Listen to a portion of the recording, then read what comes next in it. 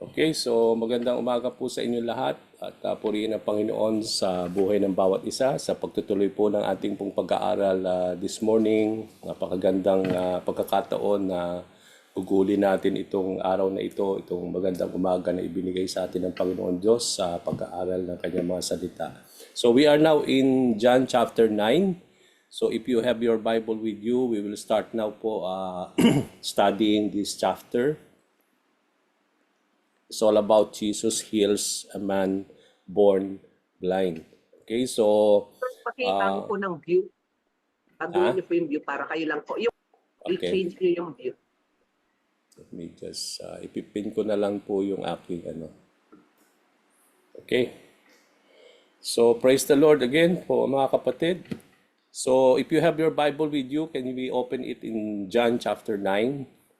And then we will be reading from verses 1 to 12. Although it is considered to be one chapter, itong chapter 9 or one passage, but then we will not able to complete it. So we will divide it into two parts. So itong unang part na ating pag-aaralan po is verses 1 to 12.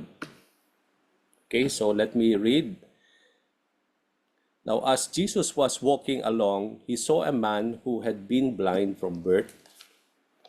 Rabbi, his disciples asked him, why was this man born blind? Was it because of his own sins or his parents' sins? It was not because of his sins or his parents' sins. Jesus answered, this happened so the power of God could be seen in him. We must quickly carry out the task assigned us by the one who sent us. The night is coming, and and then no one can work. But while I am here on the world, I am the light of the world. Then he spit on the ground and made mud with the saliva and spread the mud over the blind man's eyes. He told him, go wash yourself in the pool of Siloam. Siloam means sent. So the man went and washed and came back seeing. His neighbors and others who knew him as a blind beggar asked each other, isn't this the man who used to sit and beg? Some said he was, and others said, no, he just looks like him. But the beggar kept saying, yes, I am the same one. They asked, who healed you? What happened? He told them, the man they called Jesus made mud and spread it over my eyes and told me, go to the pool of Siloam and wash yourself. So I went and washed, and now I can see. Where is he now? They asked. I don't know, he replied. So praise be to the Lord for his words this morning. Now, mga kapatid, no, as we start this wonderful chapter in chapter 9, we now enter another study that will be added to our understanding regarding the book of John. Now, John chapter 9 is about a man born blind. Alam po natin na itong chapter na ito is about a man born blind who was healed by the Lord Jesus Christ. Although yung whole study natin covers the whole chapter, but for the sake of our study and our understanding, mga kapatid, that we will divide it into two sessions, no? Kasi hindi natin mako-cover up itong buong chapter in one setting, in one proper understanding. So we don't want to miss the right opportunity for us to know what is behind this chapter. So we are dividing it into two parts, no? Today we will cover up verses 1 to 12, and on our next session we will discuss verses 13 to 41.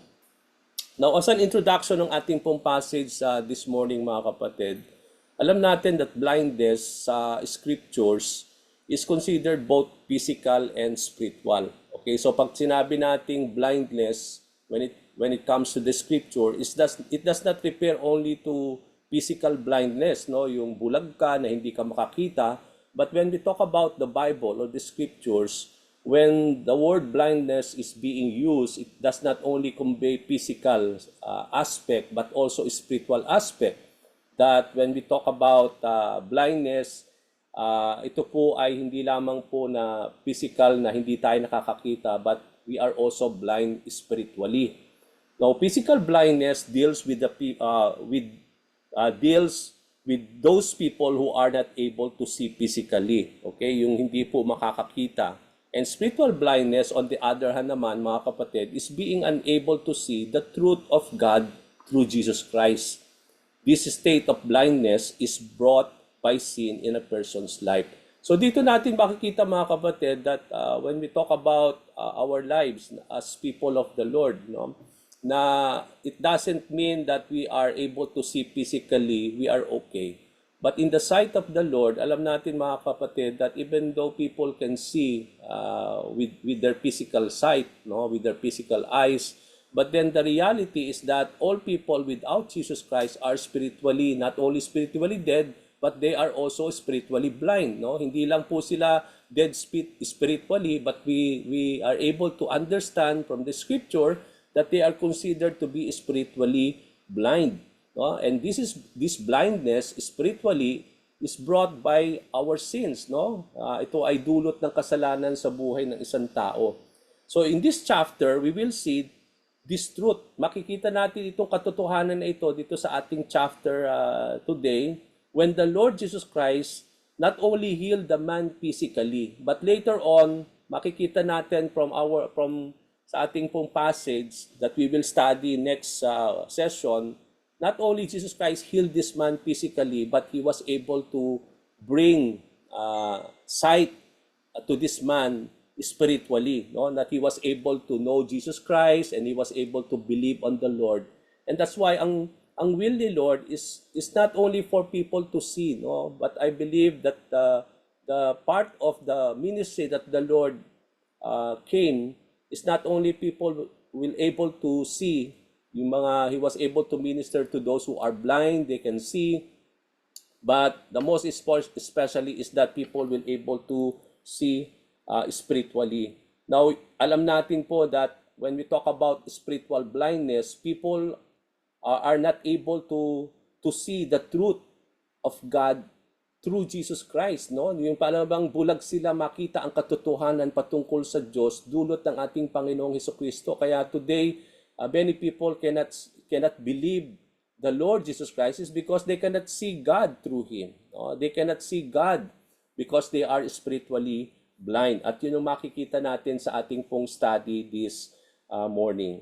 Now in verse 1, as a setting ng ating pong passage today, Jesus was walking along with His disciples. No? So yung setting ng ating passage, no, naglalakad ang ating Panginoong Hesukristo kasama ang kanyang mga disciples.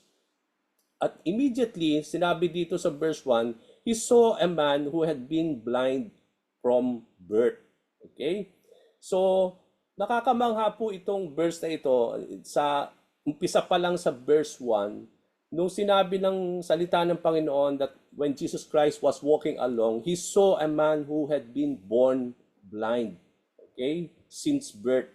So, ano sinasabi nito sa atin? No? Kung pagbubulay-bulayan natin ito, it reveals to us that during the entire ministry of Jesus Christ, nung mga panahon na nandito ang ating Panginoong Hesukristo dito sa lupa, when He was doing His ministry, it reveals to us na, sabi nga natin, the infirmities of the people will not slip out from His sight. Yung para bang, nung siya'y nandito sa lupa, mga kapatid, wala isamang mga pagkakataon na nag-slip out sa kanyang paningin ang isang taong nangangailangan, no? Na marami pong mga passages in the gospel nakikita natin o nabasa natin that Jesus Christ will always see the condition of the people. Hindi ito mag-slip out sa kanyang paningin na walang pagkakataon na wala tayong nakita na parang meron siyang nilampasan or hindi niya nakitang isang tao nangangailangan. That even in our passage today, no, na para bang naglalakad lang siya, nandun yung pumaling kagad o nagkaroon ng atensyon yung kanyang paningin sa isang bulag.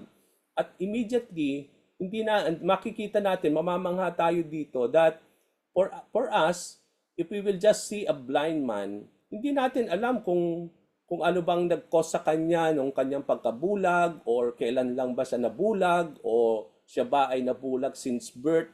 But in our passage, immediately, hindi naman niya na-meet itong taong ito. Hindi naman niya nakausap, no? But then here comes Jesus Christ knowing right away that when He saw this man, he was able to know and understand that this man was blind since birth.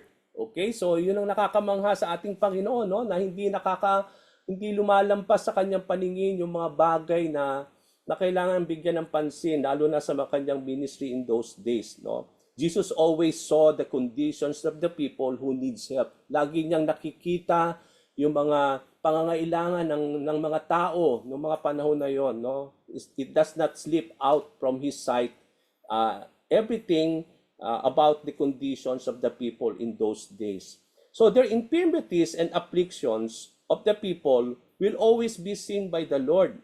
That always bring compassion in the heart of the Lord Jesus Christ. Having compassion upon them, Jesus will always do something to minister to them. Maraming beses na sinabi ko na ito sa inyo, maraming beses ko na ito sinasabi sa bawat isa, na pagdating sa ating Panginoong Hesukristo, when He always see people out of their condition, hindi lang ito lumalampas sa kanyang paningin, kundi their condition will always bring compassion unto his heart.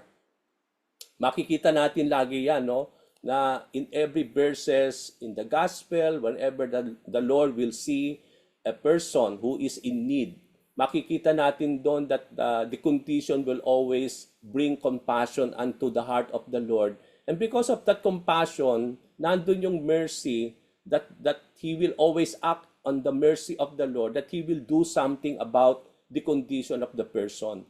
At I believe that is the proper way na we will able to deal with a person's need, no? Kasi sa ating pong buhay, minsan na lumalampas yung mga pagkakataon na magamit tayo ng Panginoon to help a person's condition, especially sa mga bagay na pwede natin silang tulungan, no?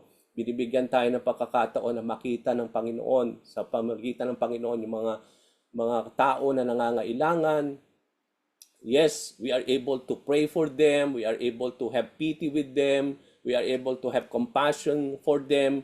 But then, although we have all these things in our hearts, but we still fail to do something about the condition of the person. No? Yung para bang lumalagpas pa rin yung pagkakataon na kung nakikita natin may kailangan tayong gawing physical na blessing sa kanila, no? That we are able to extend some monetary blessing or mga bagay na nakikita natin pwede nating ibigay, hindi natin nagagawa yun, no? But when it comes to the Lord Jesus Christ, out of the mercy and compassion of the Lord, He will always do something about the condition of the person. So this tells us, mga kapatid, that the Lord will always see the conditions of our lives. Sinasabi dito sa umpisa pa lang sa verse 1, nangungusap na ito sa bawat isa sa atin. Kung ang Panginoon nakita niya itong taong ito, no, na hindi man niya kakilala, no, na para bang naglalakad lang siya, nandun kagad yung attention niya sa isang taong ito na bulag noong pa man sa kanyang pagkasilang. So ito'y nagsasabi sa atin that even in our lives, there is nothing that can be slip out from the attention of Jesus Christ. Ibig sabihin, alam niya ang nangyayari sa ating buhay. Kitang-kita niya po ang ating mga buhay, no? He watches over us. Sabi nga, no, I was exhorting po yesterday night sa ating po sa prayer meeting online sa Jordan, and I was exhorting yesterday night, no, Psalm 145, ang sabi ng Panginoon sa kanyang mga salita, no, He watches over those who love Him. Na kapag tayo nagmamahal sa ating Panginoon, maaasahan natin that the Lord will always watch over us, no? He will always watch over our lives, no? Kasi yung po yung kanyang pangako that those people who will continuously love the Lord the Lord will always look upon their lives. So He is fully aware of whatever afflictions we are having. Itong taong ito, alam ng Panginoon na naghihirap, no? Come to think na bulag siya since birth. So hindi natin alam kung gaano na ang edad nitong taong ito, no? And come to think that he was blind since birth. Ang hirap po noon, no? Napakahirap po yung sitwasyon na yon. And this tells us also that if Jesus Christ was able to know that condition, ito'y nagsasabi rin sa atin that the Lord Jesus Christ is fully aware of the conditions of our lives. Whatever afflictions or mga infirmities that we are having in our lives, no, alam natin na nakikita yan ng ating Panginoon. And the man whom Jesus saw was born blind since birth. No, we do not, sabi ko nga, we do not know how many years is this man when he was healed by the Lord, nung siya'y pinagaling ng ating Panginoon. Hindi natin alam kung anong edad niya. But come to think, he may be a full-grown man at that particular time. So it means to say, napakahabang taon na nagtiis itong taong ito na bulag, no? Sa ating nga, no, parang tayo nakakakita tayo, mga kapatid. Pero isarado lang natin, no? Ipikit natin yung mga mata, no? Parang hindi tayo makakalas ng parang isang oras na parang hindi natin bubuksan yung ating pong mga mata, no? Come to think of that, no? Kahit 30 minutes lang, sabihin natin na ipikit mo yung mata mo, na maglakad ka na hindi nakadilat, no? Gumawa ka ng hindi nakadilat, no? Just to feel yung condition ng isang talagang bulag, no? Napakahirap po, mga kapatid. And come to think, kung kahit nga maikling oras lang ang subukan natin na na ipikit natin yung ating mga mata at wag tayong makakita, but compared to this man that he was born blind since birth, no? Nagdudusa siya for so many years. At nakita natin to, damandama ito ng ating Panginoong Hesukristo. We all know how hard it is without physical sight, that it seems everything is darkness. Para bang kapag tayo po, no, kung tayo po wala tayong mga mata, no, na we are not able to see, no, everything in our lives will always be darkness, no. Yung para bang dahil wala kang physical sight, no, na pawang kadiliman lang ang nakikita mo, although physically bukas lahat ng ilaw sa kung saan ka nandoon, maliwanag, no, but then because ikaw ay bulag, no, it seems that everything in you is darkness. And that is the situation there. So we could, sabi nga natin, when the disciples saw the blind man, so nung nakita ng Panginoon itong taong itong bulag, nakita din ito ng kanyang mga disciples. At nung nakita nila, nagtanong sila sa ating Panginoong Hesukristo. Sabi nila, Rabbi, why was this man born blind? Tinanong nila, bakit pa itong taong ito ay pinanganak na bulag? Was it because of his own sins or his parents' sins? No? Na ang tanong nila, bakit daw itong taong ito ay bulag since birth, no? That he was born blind? Sino ba raw ang nagkasala? Bakit siya ay pinanganak na bulag? Siya ba ay nagkasala sa sa kanyang Diyos or yung kanyang mga magulang kaya siya naging bulag, no? Since birth. So here, the disciples were curious, no? Very curious sila to know because of the blindness of the man. It is interesting to notice, mga kapatid, sa question nitong mga disciples, that it was sin that caused the man to be blind. Okay, so from the very words, dun sa mismong question nitong ng mga disciples, makikita natin dito na sa kanilang pananaw, sa kanilang understanding, is that it is the sin that caused this man to be blind. Okay, it's either the sin of the man or the sin of his parents. But in both cases, ang kanilang understanding is yung kasalanan ang nagbigay o nagdulot ng blindness dito sa taong ito. Okay? It's either whether it is the sin of the man or the sin of his parents. Okay? So it is either the man's sin or his parents' sin that brought the man to be blind. Now, in the time of the Lord Jesus Christ, mga kapatid, we don't want just to just take this from out of that, no, na parang tatanggapin lang natin na ganun ang sinabi ng Panginoon ng kanyang mga disciples that they are asking the Lord. But for our proper understanding, we want to know, we want to understand, bakit ganun ang understanding ng mga disciples? What brought them to think that it is the sin, whether the sin of the man or the sin of the parents, brought that blindness? May kinalaman ba talaga ang sin when it comes to infirmities or sa mga afflictions na nangyayari sa buhay ng isang tao? So napakaganda pong pagbulay-bulayan, no? Kasi kung walang ganong proper understanding, bakit tinatanong ito ng mga disciples? It could be that somehow, in the time of the Lord, yun yung kanilang understanding, na yun yung kanilang belief. na kapag ang isang tao ay merong sakit at may karamdaman, especially when we talk about blindness, their understanding is that what caused all these infirmities and affliction is because of sin. Okay? Now, let's try to study this. No, we don't want to slip this without just understanding that truth. Okay? So, ano ba ang katotohanan na ito?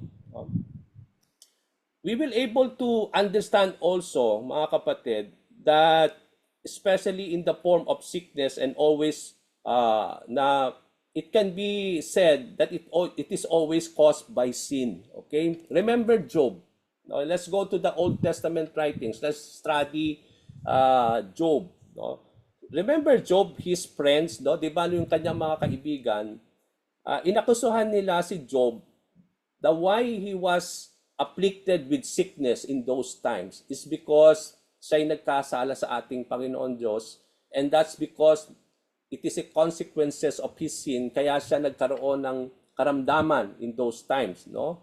At yun po yung nating makikita natin even in the life of Job, no? Yun yung kung yun ang understanding ng mga kaibigan ni Job, yun din ang understanding nitong mga disciples, na para bang iisang understanding ng mga Jewish people when it comes to afflictions and infirmities and sicknesses, that in their understanding, mga kapatid, they believe that it is caused by sin. So ito ba ay may katotohanan? Let's try to see that. Okay? Now, what does the Bible say? No? What does the Bible say about sickness or infirmity being a result of sin? Lahat ba ng mga infirmity at mga sakit ng isang tao ay cause ng kasalanan? So let us try to understand that. Let's try to find out. Now, to start with, we can say fundamentally, okay, I can say here, no? If we try to analyze this, fundamentally, sinabi ko po yun, no? Fundamentally, that sickness is a result of sin when Adam and Eve disobeyed God that led to the fall of mankind. Okay? Now, come to think of this, saan ba nag-umpisa ito mga karamdaman ito, mga afflictions? Bakit ba nagkakaroon ng mga afflictions, mga infirmities, mga karamdaman? Samantalang nung mga panahon ng create ang tao, wala pong karamdaman. Okay? Na malakas ang tao. They live 1,000 years in those times. Hindi natin alam kung yung bang each day ay parang each day din natin dito. It may be so, no? It may be the same, 24 hours a day.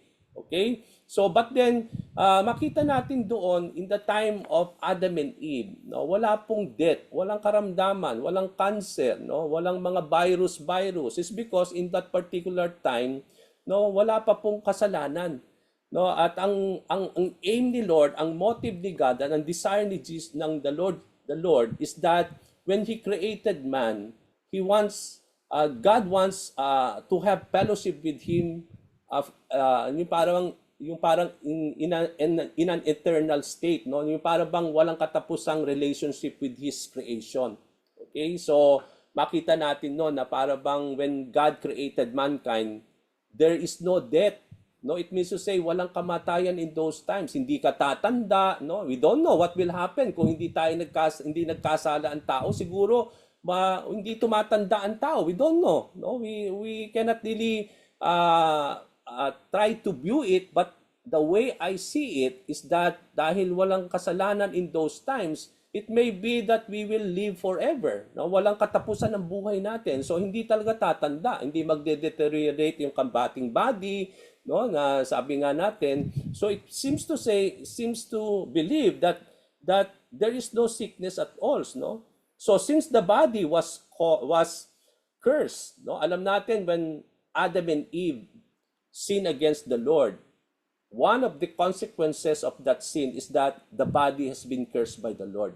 O, sabi nga, galing tayo sa alabok din tayo pupunta. So here comes death. Okay, so the body was cursed, and then sabi nga natin, and it will return back to dust.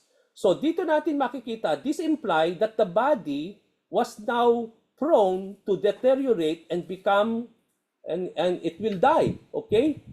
Now, in our lives today, mga kapatid, one of the main cause of death hindi naman ma-accident eh. You know what is the main cause of death in our time, even in the previous years? Is yung sabi nga natin, yung mga sicknesses. No? Yung majority ng mga death ng tao is yung mga karamdaman na sakit, na heart attack, no? Yung mga kung ano-anong mga karamdaman, cancer and everything. No? That is the major cause of death in a person's life. Hindi naman yung para lang ng aksidente. Yes, that's part of it. Pero majority ng death that cause death in the person's life is yung mga sicknesses, no, yung mga afflictions or yung mga infirmities. At makikita natin nun. So we know that the major cause of death is not accident or any other but physical illnesses. Okay, so sickness or infirmity is real. Totoo po yan. And even the Bible wrote about it. No? Tinuturo yan na sickness, di ba? Meron doon mga makikita natin na even Lazarus became sick, and then because of that sickness, he died, no? So it may be that sickness will cause death, no, upon a person's life. Remember when Jesus Christ with Peter, no, went to his home, no, yung kanyang mother-in-law was sick at that particular time. So dito makikita natin that in the Bible, sickness is real, no? Hindi ito parang imaginary lang na talagang makikita natin that even the Bible wrote about this word, yung the reality of sickness. Okay? So, it is real. Okay? So, is sickness a result of sin? Tingnan natin. Talaga ba talaga na ang sickness is a result of sin? Now, first, in the sense, kung titignan natin fundamentally, but in the sense naman, mga kapatid, all sickness is a result of sin. Pwede kong sabihin, mga kapatid, that all sickness is a result of sin. Now, it is caused by the effect of sin. Hindi po yung sin ang nagko-cause ng sickness, but yung epekto ng sin sa buhay natin, yun ang nagre-result ng mga karamdaman at sakit. So when sin entered the world through the fall of man, nakita natin yung effect ng sin na yon, it affects the whole creation of the Lord, no? Especially the people. Alam natin, mga kapatid, no? Come to think of this. Bakit ba sa mundo na ito punong-puno ng pasakit, paghihirap, okay, ng mga bagay na pinagdadaanan ng tao? What caused all these things? It's because, mga kapatid, we live in a fallen and sinful world. Okay? So, the fact na that sin entered the world and we live in a fallen and evil and darkened world, what do you expect? Magiging maganda ang buhay natin dito, mga kapatid? No. Yung effect nun will cause in every person's lives, no? Dahil the curse, nandun yung curse. The curse ang ground, no? That you have to till the soil, no? For you to eat, no? So makikita natin dito yung effect ng sin na yan is everywhere. So makikita natin not only in our lives but even in this body because this is curse, no? So merong epekto yung sin sa bawat tao at makikita natin yon is in the sense it has been a result when sin entered the world. We live in a very fallen and darkened world, and sickness occurs not because God's punishment. So, let me emphasize this, no? Bakit may mga kasalanan is because it is not a punishment from the Lord.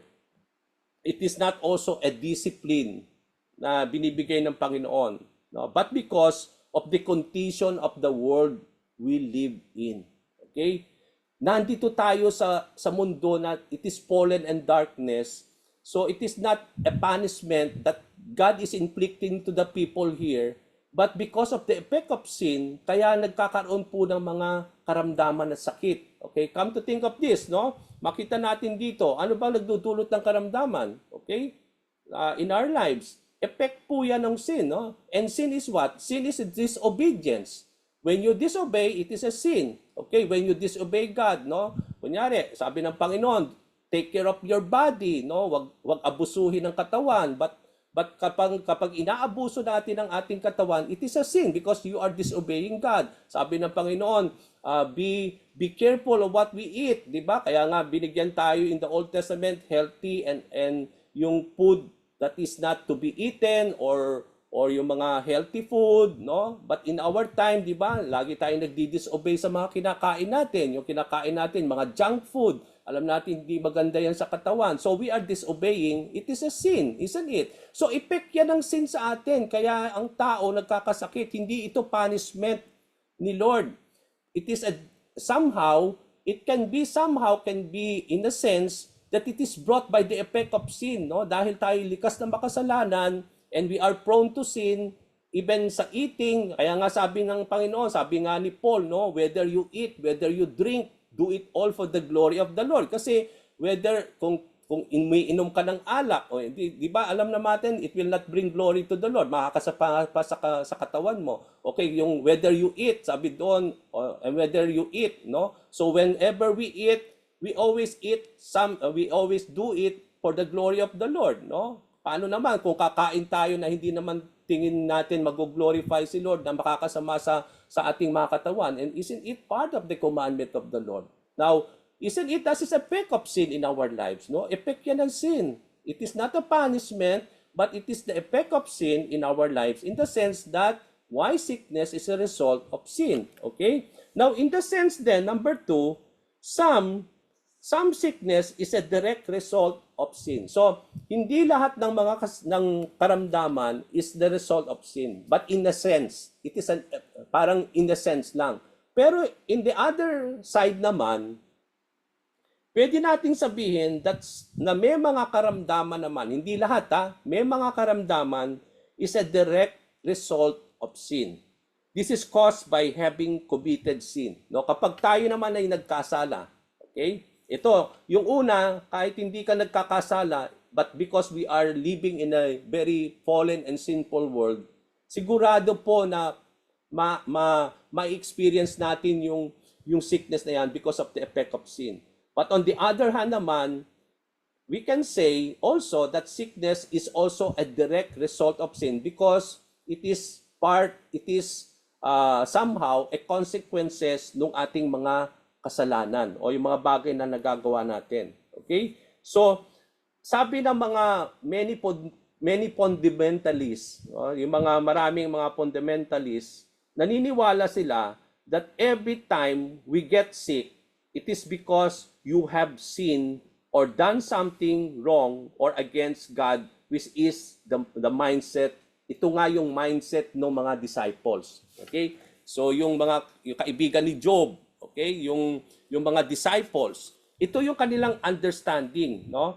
Na somehow it is not only an effect of sin because we live in a darkened world, pero sa kanila it is because na nagkasala ka kaya ikaw ay may karamdaman at sakit, no? Yung kanilang belief, no? Yung mga maraming fundamentalists even in our time today na ganun yung kanilang understanding na kapag ikaw ay nagkasakit, meron kang ginawa na hindi maganda. Okay, ganun yung kanyan. Kapag ikaw ay na-afflict or nagkaroon ka ng infirmity o mga karamdaman na hindi maayos ay yung katawan, no? It is because you had sinned or you had done something wrong, no, against God, which is ito yung understanding din ng mga disciples, no? Sa kanila ganun yung kanilang pananaw, no? Ganun yung kanilang mindset. But for our proper understanding, mga kapatid, let me put this into proper understanding. Although may mga fundamentalists, although itong mga disciples, ganin yung kanilang mga understanding, even yung mga kaibigan ni Job, no? Even some Jewish people believe on that. But let me say this, that the Bible does not teach this. Hindi ito tinuturo ng Bible. Wala tayong makikita sa Bible na nagtuturo na kapag ikaw ay may karamdaman, ito ay nagpapatunay na ikaw ay nagkasala. Wala tayong ganung nakita. Okay, na kapag ako'y nilagnat, ibig sabihin nagkasala ako, no? Because fever today is not because you have sinned, because siguro dahil malamig, okay, nalamigan ka or anything, o nahawa ka lang, o nagkasakit ka. So it doesn't mean that you have done something wrong. But in the time of the disciples, no, even in our time today, yung mga fundamentalists, ganun yung kanilang understanding. na immediately kapag ikaw ay nagkasala, meron kang ginawang hindi maganda. But the Bible does not speak this way, no? What the scripture teaches us ay ano ba ang tinuturo ng Panginoon? Ano ba ang tinuturo ng salita ng Panginoon when it comes to sickness, mga kapatid? No? Na what does the scriptures teach? That sometimes sickness can be a result of sin committed in 3 ways. Okay. Now, in the Bible, ang itinuturo ay ganito. In 3 bagay ang tinuturo sa Bible. Hindi yung understanding ng mga disciples na kapag ikaw ay nagkasala, sabi nga natin, magkakasakit ka at dahil may karamdaman ka, ito ay nagpapatunay na meron kang nagawang mali. No, that is not what the Bible says. Okay, there are 3 things that the Bible teaches when it comes to sickness and infirmities. Okay, if you want to take note, you can take note. But if not, nasa recording naman natin. Number 1, sickness is caused as a consequence of committed sin. Okay, number 1, sabi nga natin, it is a consequence of committed sin. This means some people get sick as a consequences of their actions. Okay? This does not mean God is punishing or pinarurusahan sila ng Panginoon o dinidisiplina sila ng Panginoon. Hindi po yun dahil nagkasakit sila ay pinarurusahan sila ng Diyos. Okay? But because in some aspect, bakit tayo nagkakaroon ng karamdaman is because it is a consequence of our actions. Yun nga, yung pagkain natin ng mga junk food. Okay? No?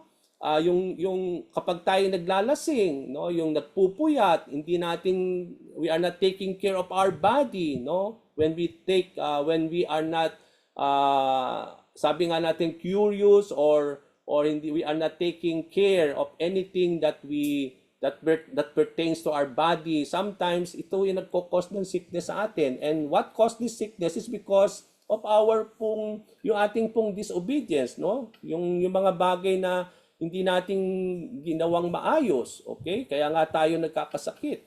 Okay? So it means to say, makikita natin dito na hindi ito laging kapag tayo po ay nagkasakit, hindi ibig sabihin nun ay tayo po ay nagkasala. But in other sense naman, it can be a direct result of sin is because of how we are taking care of our body, no? Yung hindi tayo po nagiging maingat sa ating katawan, no? Kaya nga ito ay isang susi kung bakit po nagkakaroon ng mga karamdaman ng sakit, no? In a sense lang 'yon, no? Ibig sabihin hindi lahat ng bagay na bakit tayo nagkaramdaman ay consequences ng ating pong mga maling nagawa. Sabi nga natin, pwede ka magkasakit kung nahawa ka lang naman, no? Hindi naman yung consequences nung kinain natin o kung ano man yung ginagawa natin sa katawan. But it may be somehow, ito'y consequences ng mga bagay na ginagawa natin sa ating pong sarili, sa ating katawan, mga kapatid. That's why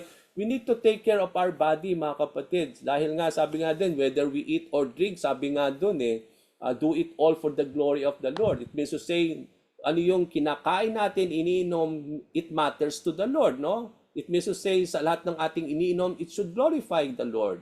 It should always, sabi yung lahat ng mga ating kinakain, we have to eat it to give glory to the Lord. So alam natin na hindi ito maganda sa ating mga katawan, then we will not eat it because it will not be God will not be glorified. This is because God wants us to take care of our body. Sabi po sa Romans chapter 12, no, sabi doon, no, offer your bodies as living sacrifices, holy, pleasing, acceptable to the Lord.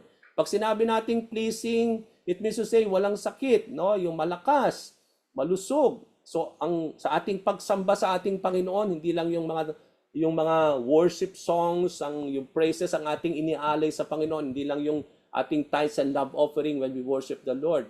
But most especially, what we are to offer to the Lord as a living sacrifice is our bodies. No, itong katawan na itong ino-offer natin, mga kapatid. No, itong katawan na ito ang ino-offer natin sa pagsamba sa ating Panginoon Diyos. And it should be pleasing and holy and acceptable. Kaya nga gusto ng Panginoon, wala tayo laging karamdaman, wala tayong sakit, malakas tayo para mai-offer natin po yung ating katawan na kaaya-aya sa ating Panginoon. So, number 1, yun ang tinuturo sa Bible. When you disobey things you got sick is because sa mga ginagawa mo sa sarili mo, no? Nagkakasakit ka, no? Hindi ka, kahit hindi man umiinom, kumakain, yung kunyari, inaabuso mo ang katawan mo, no? Hindi ka nagpapahinga, overtime ng overtime, mga double job, no? Hindi ka na natutulog. Okay, so kahit hindi ka man umiinom, kumakain doon, so it means to say magkakasakit talaga. Okay, so this is also direct consequences of doing something that is not good, no? Kaya nga nagkakasakit tayo. So that is what the Bible says. Number 2, what the Bible says is that sickness is caused as a result of discipline of the Lord. Okay, ano itong tinatawag na disiplina ni Lord? Okay, ito naman, God is using sickness as a form of discipline to His children. Okay, dahil tayo ay mga anak ng Diyos, okay, sometimes na we are neglecting what the Lord is telling us as our Father in heaven. No? Makita natin dito that many believers, sabi nga ni Paul, ito po, sabi ni Paul, di ba sa 1 Corinthians chapter 11 about the Lord's Supper. Okay, ano yung isa sa mga sinabi dun sa verses na ito? Di ba sinabi ni Paul dun sa 1 Corinthians 11 about the Lord's Supper that many believers are weak, they are sick, and some have died because of abusing the Lord's Supper. Okay? So it means to say, mga believers ito, no? When they abuse the Lord's Supper, no? When they don't know how to partake the bread and the cup, okay? So it means to say, sabi natin dito, it is a form of discipline to the Lord para sa kanyang church, sa mga believers who are abusing the Lord's Supper. That's why they become weak, they are become sick, sabi doon ni Paul, no? And even they died because of abusing the Lord's Supper. So it means to say, sickness also can be a form of discipline by the Father to His children. Okay, di ba sabi nga ng Panginoon, dinidisiplina tayo bilang kanyang mga anak. Kung matigas ang ulo natin, mga kapatid, at pinapaalalahanan na tayo ng Panginoon lagi sa kanyang salita, pero dinidelay natin, dinineglect natin, come to think, para makuha niya ang atensyon natin, anong gagawin niya? He will inflict us with sickness. Yan po yan, mga kapatid. It will be a form of discipline for us kasi to cut our attention kasi tinatawag na tayo ni Lord, no? Dinidisiplina na niya tayo. Ayaw tayo hindi natin tangkapin yung pagdidisiplina niya. So anong gagawin? Siyempre, didisiplinahin tayo. Now, we put this in the proper understanding. The discipline of the Lord is a form of love for us. Hindi ito punishment. Okay, sabi nga sa Bible, no? Na God treat us as His legitimate children, and because we are legitimate children of the Lord, He will discipline us. And His discipline is a form of His love for us. Yun na nagpapatunay na mahal niya tayo. Hindi niya tayo hayaan, di ba? Come to think of this, mga magulang din tayo. Hayaan mo ba ang anak mo na mapariwara? Nakikita mo na mali yung kanyang ginagawa, hindi mo siya ididisiplinahin? Di ba didisiplinahin natin siya? Okay, ganun din naman tayo bilang mga anak ng Panginoon. No? Kapag tayo po'y lumalabag sa kalooban ng ating Panginoon Diyos, Ama sa langit, di ba, ididisiplinahin niya tayo. Now, kung matigas pa rin ang ulo, dinidisiplina tayo. He's taking our attention already, okay? But then, to the form, para talaga to cut our attention, He will use also sicknesses and infirmities to discipline us. And that's the time that para po magising tayo sa katotohanan, no? If God is trying to get our attention, but we are not taking heed or paying attention to it, He could use sickness as a method of disciplining His children. Okay, so isa rin yan sa makikita natin in the Bible that God can use, no? Kaya nga in the Old Testament writing, 'di ba? Sabi niya sa mga Israelita, okay, if you hold on to my teaching, sabi niya, when you disobey it, I will bless you, no? That you will be blessed in the land na kung saan kayo pupunta. But if you disobey me, curse will happen unto you, sickness will be upon you, sabi ng Panginoon. Okay, so when you are disobeying God, sabi nga sa kanyang mga bayan ng Israel, no, that when you go to the promised land and when you disobey, when you worship other God, no, I will inflict unto you sicknesses. Okay, di ba? Isa yun sa form of Hindi yun punishment, but to discipline his nation, Israel.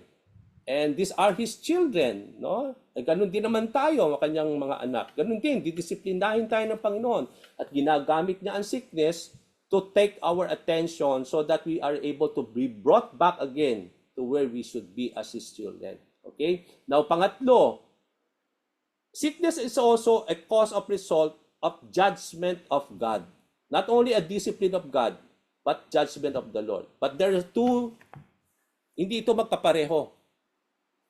Yung discipline is for his children. So God's discipline is for his children. God's judgment is not for us. It is for what? For the sinners. Okay? For the unbelievers.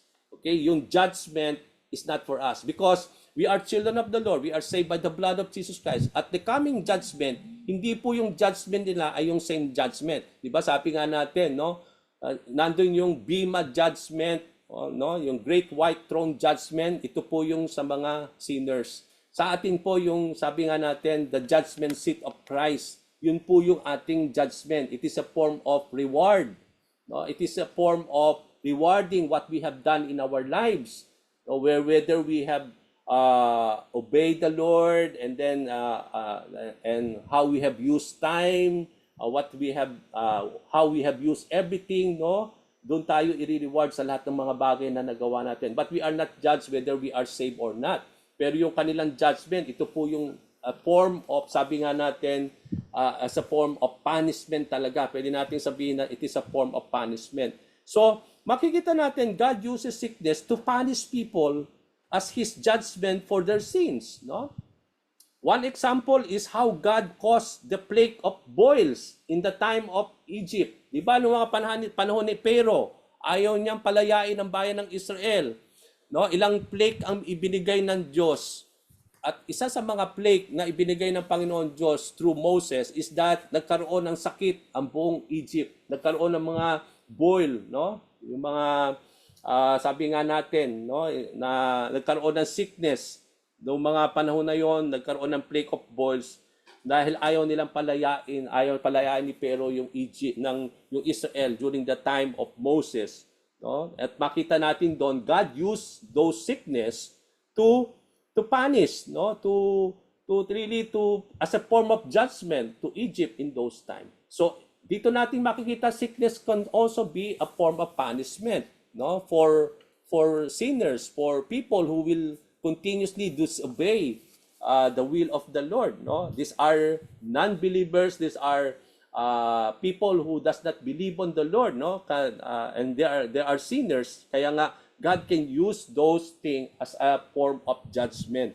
So dito natin makikita, mga kapatid, but aside from these three ways, okay, aside from these three things, God can use sickness or infirmity.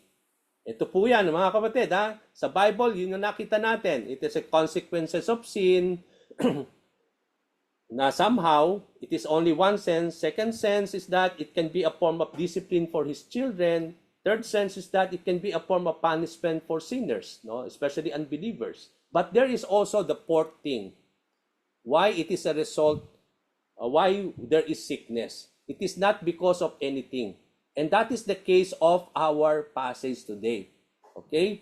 Ito yung cause. Hindi ito consequences ng kasalanan ng tao o ng kasalanan ng kanyang magulang. Hindi ito dinidisiplina siya ng Diyos kaya siya naging bulag on the birth. Hindi po yon. Hindi ito that it is a judgment for him. No, hindi po yon. Merong ikaapat, ito yung case nitong man na ito. Ano yung ikaapat, mga kapatid? Aside from these three, God can use sickness or infirmity as a result of His own purpose and glory para sa Kanya. For the purpose and the glory of the Lord, He can use sickness, infirmity in the life of a person for what? So that the power of the Lord can be revealed upon that man, so that the glory of the Lord can be seen upon the person's life. At yun yung case nitong taong ito. Kaya nga nung tinatanong ng mga disciples, sino ba ang nagkasala? Nagkasala ba ito? Kaya dinidisiplina siya ng Panginoon? O it is a consequences ng kanyang mga nagawang mali? O siguro consequences ng mali ng kanyang mga magulang? na hindi ito a judgment, hindi ito punishment. So ano itong sickness na ito? 'Di ba sabi ng Panginoon, no, it is not he who sins or his parents sins, but it was the way it is, sabi ng Panginoon, is because God will use these things, no, to reveal His power upon that person's life. So dito natin makikita, there is also a result of sickness in a form not because of sin, but it is for the purpose of the glory of the Lord, no, that will reveal God and His power as well as His purposes and will. And this is the case of the man born blind in our passage today. No? In verse 3, Jesus answered the disciples that it was not because of the man's sins or his parents' sins why the man was blind. Jesus said, this happened. Bakit siya ipinanak na bulag? Nangyari daw ito. Bakit? Hindi dahil nagkasala yung mga magulang niya o dahil kasalanan ng taong yon. Hindi pa naman siya sabi nga natin, because of his inherited sin sa kanyang magulang, kaya siya naging bulag, or it is a punishment or discipline. Hindi po yun lahat, sabi ng Panginoon. But sabi ng Panginoon dito, no, so that the power of God could be seen in the man's life. No? Na pwede rin palang gamitin ng Panginoon yung mga infirmities and sickness to reveal power in a person's lives, to reveal His will, to reveal His glory upon a person's life. So the Lord was simply saying that was not because of the sin that the man was born blind, but God allowed it so that through the healing that he will be given by the Lord, through His healing, Jesus will be revealed and seen in the life of that man. God has a purpose for his physical blindness. It was not God who made him blind, no? Let us put this into the proper understanding. Hindi po ang Diyos ang nagawa kung bakit siya naging bulag. Hindi natin alam bakit ipinanganak siyang bulag.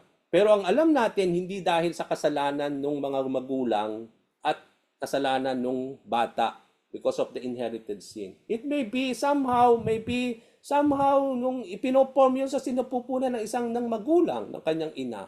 Diba? Kahit wala namang ginawa ang magulang, ang kanyang ina, it may be bakit merong isinisilang na parang hindi maayos, na abnormal. Okay? Bakit naging ganon? No, we don't know what had happened inside the womb. It may be the same case, pero hindi yun ay ginawa ng Diyos. No? Hindi siya ang nagawa noon. It means to say, it is not God who made him blind, but whatever happened to this man, sabi nga natin, it is not God who made it, but God can use it. He allowed it to be like that so that later on, through the glory of the Lord, God will be revealed, no? That out of that thing, there will be still blessings and goodness that it will give glory to the Lord. Okay, so doon natin makikita, as the scripture says, di ba, sabi nga natin, all things work together for good for those who love God and those who are called according to His purposes. Hindi magandang nangyayari, but God can still turn all those things into goodness for the glory of the Lord to fulfill the purposes of God. At yun yung makikita natin sa buhay nitong taong ito, no? Na even though he was born blind, but later on, he used that physical blindness to bring spiritual sight also to him, at the same time to give glory to the Lord. No? Nung nakita ng tao na siya'y nakakita na muli, isn't it God is glorified? Although later on, makikita natin, nagkaroon ng mga commotion between the religious, yun yung pag-aaralan natin next week. But then nakita natin the situation give glory to the Lord, that especially in the life of the man, na hindi lang siya na nakakita physically, but later on, he was also received spiritual sight, no, na siya'y na-save, na nagkaroon siya ng faith, no, naniwala siya sa Panginoon, that he was not able only to see Christ, but spiritually he was able to believe and receive the Lord. Okay? So verses 4 and 5, Jesus was eager with zealousness to carry out and accomplish the task given to him by the Father who sent him.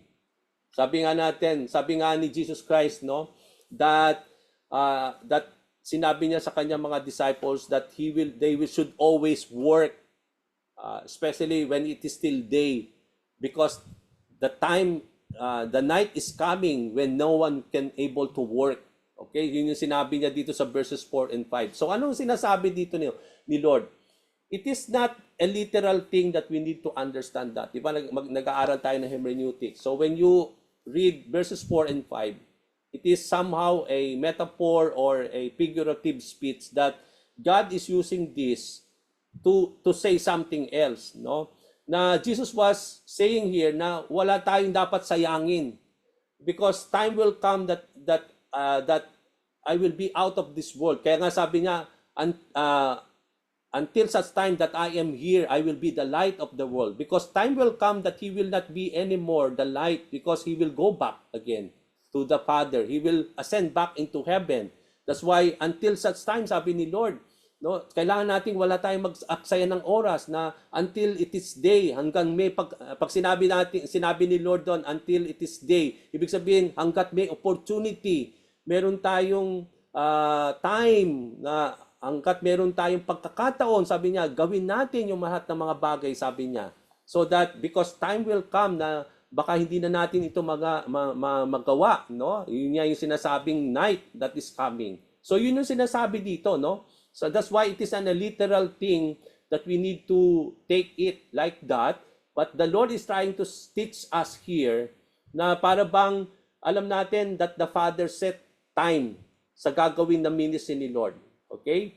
Yung when he started this ministry until the time that he will be dying, he will be buried, then he will be rising back into life, and then after that he will be ascended back into heaven. Na may time frame 'yon.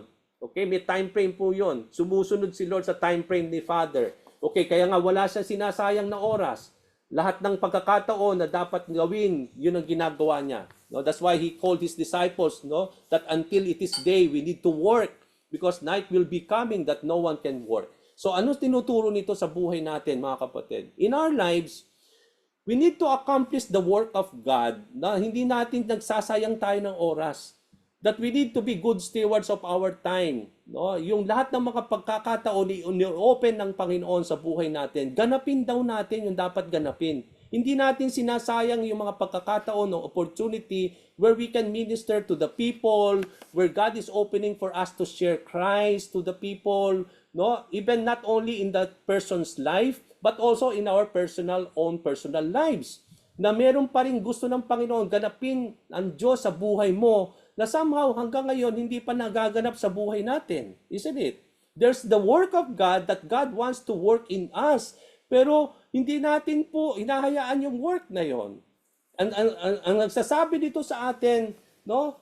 It may be too late for us, mga kapatid. Kaya sabi dito, until there is time, wag na natin i-neglect yung work na yan ni God sa atin. Hayaan na natin yung work na yan mangyari sa ating buhay, mga kapatid. Because night will be coming. It will be too late for you. Yun yung sinasabi ni Lord.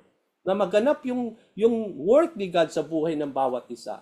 So we need now to take heed every opportunity, every timing that the Lord is opening in our lives and also in other people's lives. Kaya nga wag tayo nag-aaksaya ng panahon, wag tayo nag-aaksaya ng mga sandali kung ano yung dapat na hindi pa nagaganap sa buhay natin, ganapin na natin because night will be coming. Yung night na yan, it will be the day of the Lord. The day of the Lord will be the night na tinutukoy dito ni Lord. It may be the end for everyone. It will be the end for the world. So kailangan natin samantalahin in preaching the gospel, mga kapatid, because night will be coming. So ganun din naman dapat ang gawin natin bilang mga disciples of Jesus Christ. And sabi natin from the words of Jesus, He was saying to His disciples to carry out the work of the Father as long as this day or as long as they have the time and opportunity to accomplish it, because the night is coming when no one can work. Night here is being referred to the time when Jesus would not be in the world anymore. That is why He said, while He was in the world, He is the light of the world. Pero alam na natin, mga kapatid, that Jesus Christ is back in heaven. But remember, the light of Christ is still in this world.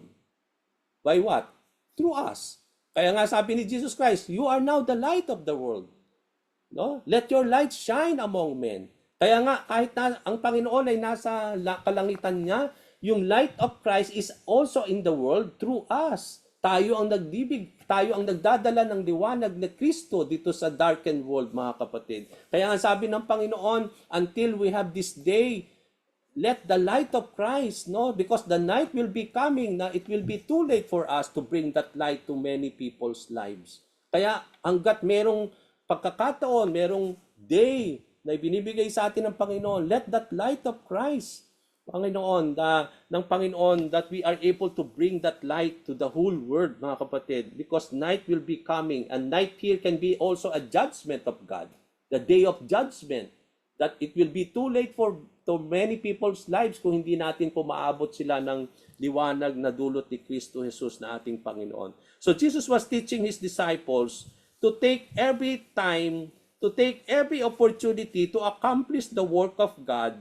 for they have sabi nga natin for time that would come, for there will be time that would come that they cannot do it anymore. It will be too late for everything, mga kapatid. So it means to say the world that we live in is in darkness, and during the time of Jesus Christ, He brought that light into the world. So for people to see light, but after Jesus Christ ascended into heaven, alam natin, Jesus prepared now us as being His disciples, as being now the light of the world, to bring the light of Christ into this darkened world. So that habang mayroon pong pagkakataon, gawin daw po natin yan. Yan yung sinasabi po dito sa verses na ito. Now we don't delay those opportunity and then those things that God is opening for us to bring that light of Christ into the world. So after saying these things, Jesus spit on the ground. So dumura siya sa ground, and then He made a mud out of His saliva, and then He started to spread it in the eyes of the man.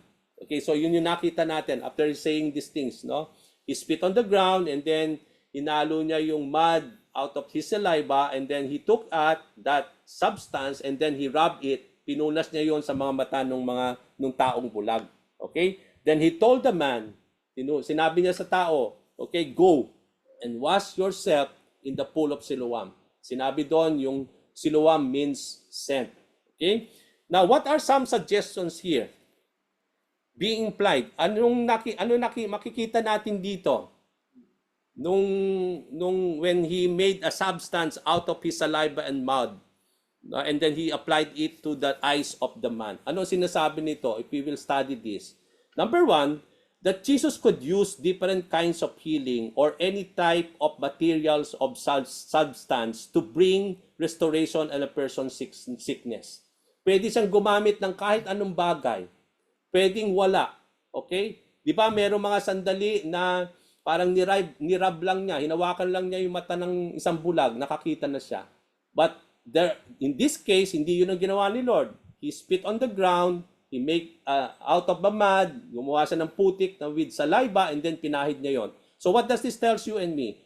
In bringing healing to the sick, God can use different kinds of healing, different types of substances or materials that He can use to bring restoration in a person's life. No, Jesus here used saliva and mud. In other passages, He just simply rubbed the eyes of the man. So what does this tell you and me? We saw the man's submission to what Jesus was doing upon him. He could have resisted because he do not know who was spreading mud to his eyes. He simply just submitted himself to the Lord's disposal. So, anong sinasabi nito? Sinasabi nito, kung makita natin dito, no? When Jesus Christ was started to rub the eyes of this man, wala tayong nakitang resistance from the man. Okay? It's because somehow, paano kung pinagkakatuwaan lang siya ng tao? Okay? Paano kung niloloko lang siya ng tao? No? So, he can resist. But then, here comes this man, very silent. He just simply submitted. Wala tayong nakita na parang nag-object, no? Parang meron resistance from the man, but he fully submitted to the work of God. So anong sinasabi nito sa atin, mga kapatid? In our lives, if we want to be healed, we want to be saved, if we want to receive the work of God in our lives, we need to submit to the form of what God wants us to of what work God wants to do into our lives. We just simply submit ourselves to that kind of work of the Lord. No? Kaya nga makikita natin doon whether kung ano man yung gagawin ni Lord as a form of healing, as a form of restoration, as a form of deliverance, as a form of salvation in our lives, no, whatever it is, kasi pwede siyang gumamit ng kahit anong bagay daw, no, ng kahit ano, but ang kailangan daw lang natin is to submit ourselves fully into the disposal of the Lord and let that work of God to the Holy Spirit work in us, no, and that's what we can see here. What does this tell us also? That when told by the Lord Jesus to go, ito pa, no? Nung sinabi niya, nung i-arrive na yung eyes, okay, walang resistance, and then nung sinabi ng Panginoon, okay, go to the pool and wash yourself.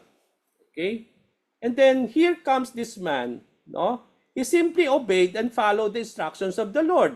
Now, come to think of this, mga kapatid, we don't know exactly where the man was. At anong layo niya sa Pool of Siloam?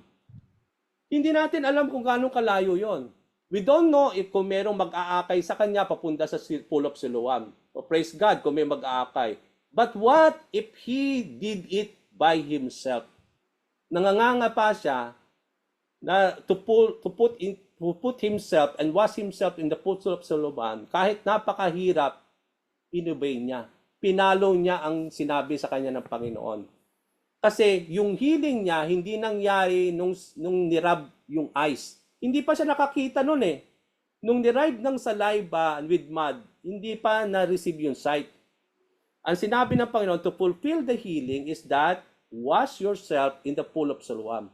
So when he walked, going to the Pool of Siloam, bulag pa rin siya, hindi pa siya nakakakita.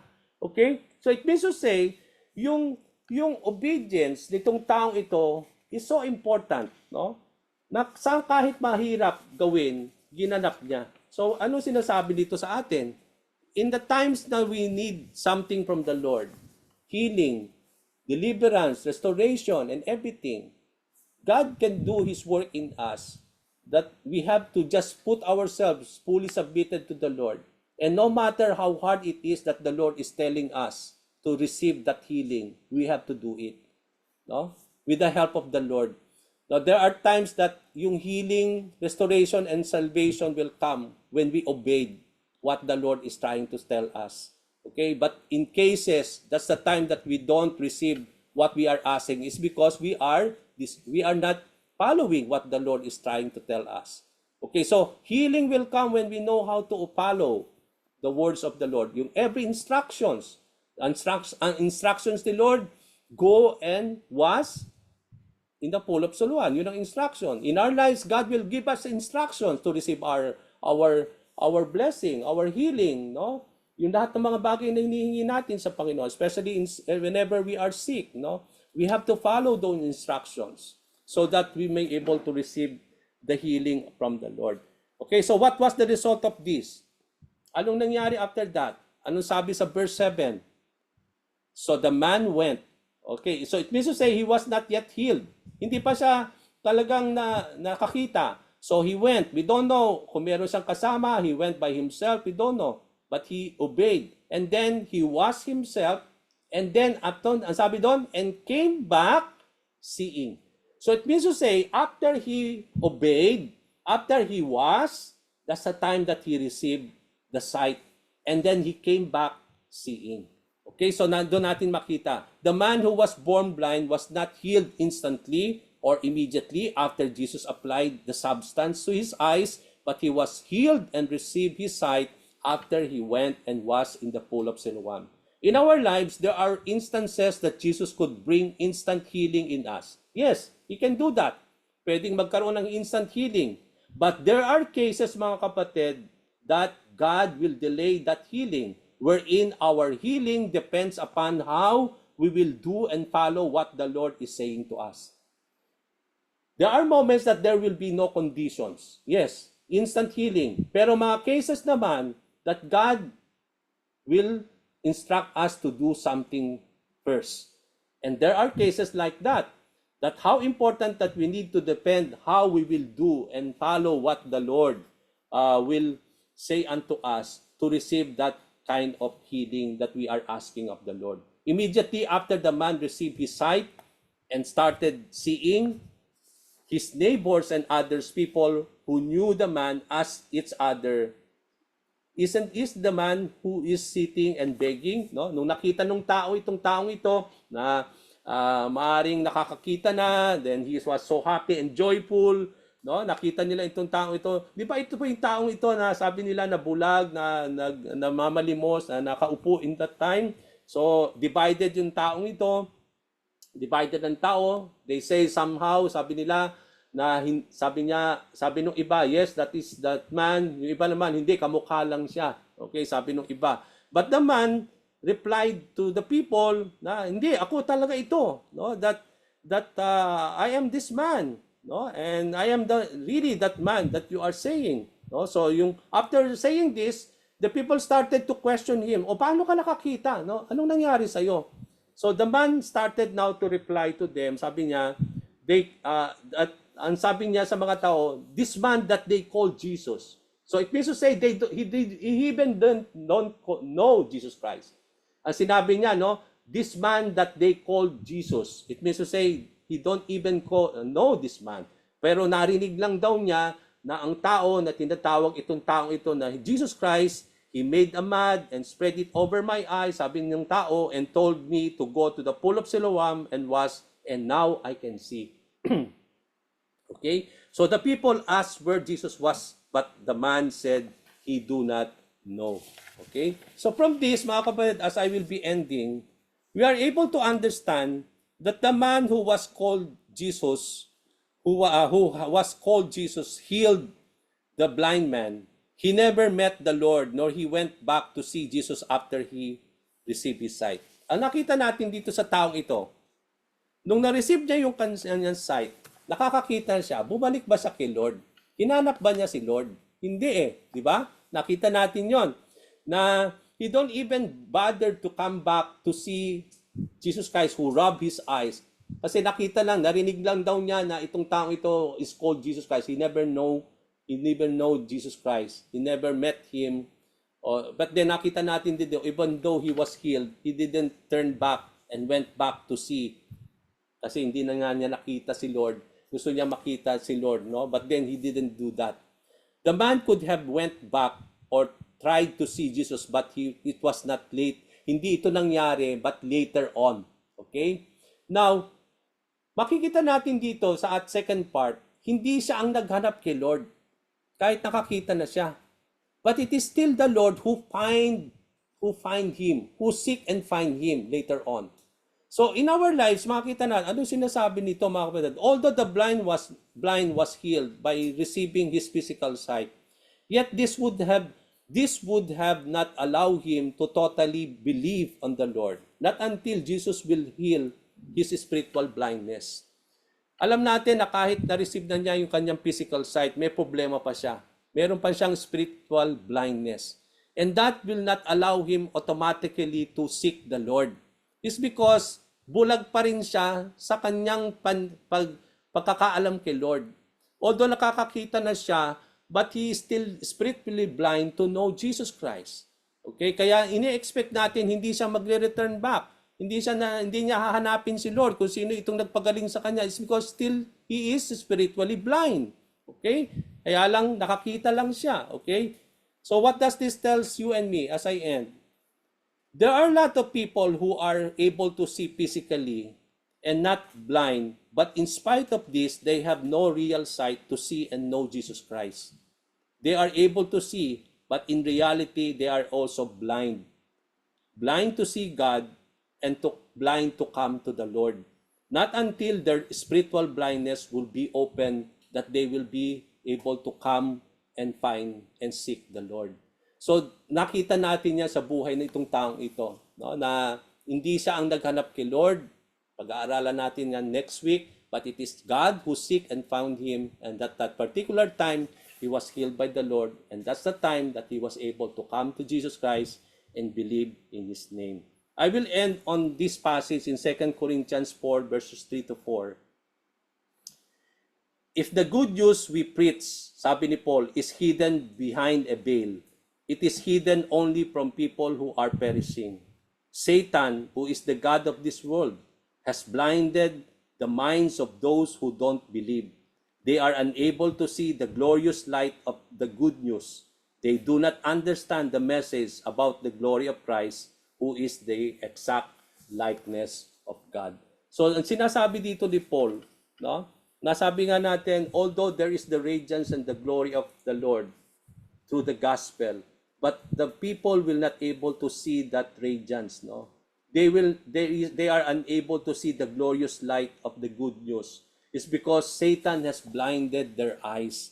That even though they can see physically, mga kapatid, they are blind to see that they may come to the Lord and know Jesus Christ.